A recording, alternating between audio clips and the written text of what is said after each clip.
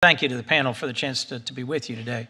I think the reason this matters is that we're talking about the intersection of several important developments that are difficult for the average American to understand.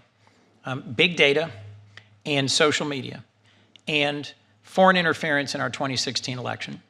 And we are trying to tease out what actually happened or didn't happen. Mr. Wiley, let me start with you.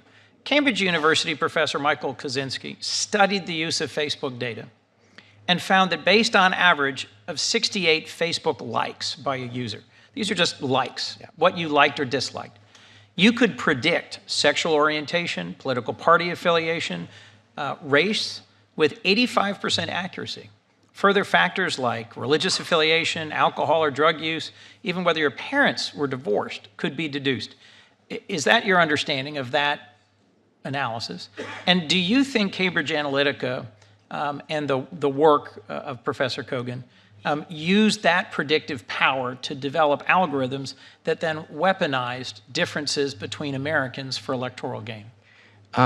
So the basis of the research that we were doing at Cambridge Analytica was from the papers that you're citing from Dr. Kozinski. So the firm replicated his approach and then sought to improve it.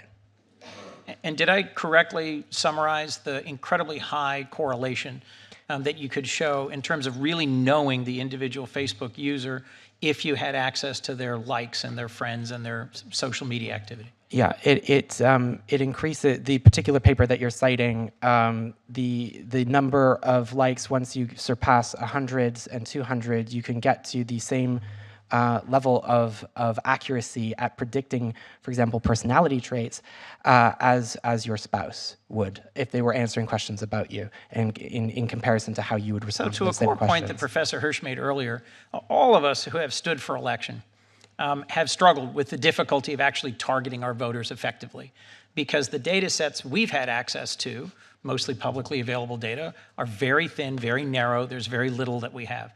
The data sets that Facebook has access to, that's why it's a multi-billion-dollar company, are unbelievably deep and rich. And so it's unlike anything we've had to confront before, correct?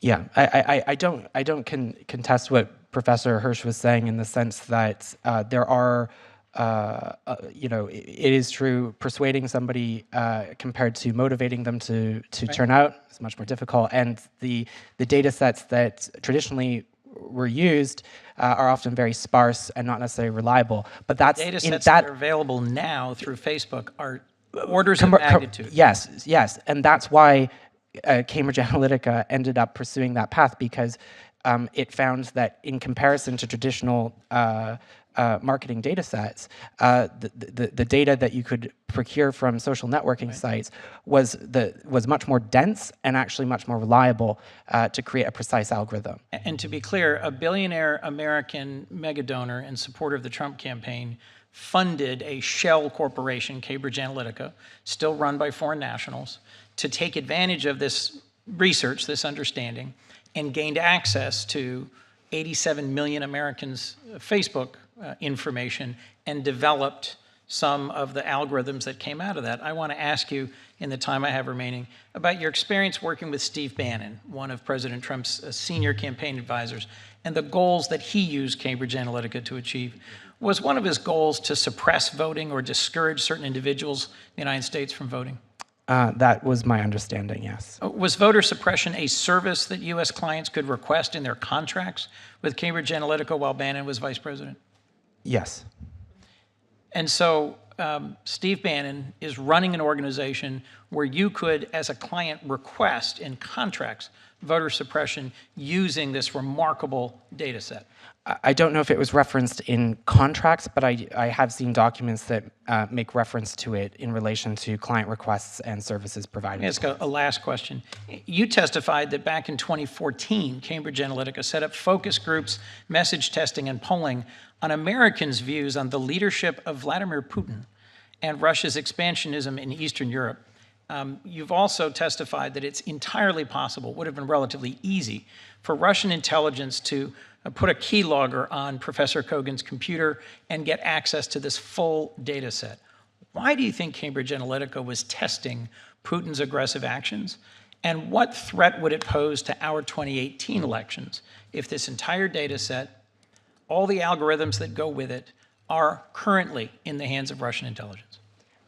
So I don't have a clear answer as to why the company was so engaged in testing Russian expansionism in the leadership of Vladimir Putin. That's a question better put to Steve Bannon.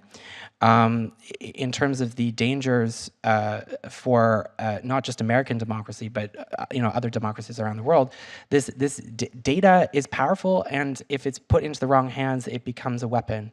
And we have to understand that companies like Facebook and platforms like Facebook or Twitter are not just social networking sites. They're opportunities for information warfare, not just by state actors, but also non-state actors.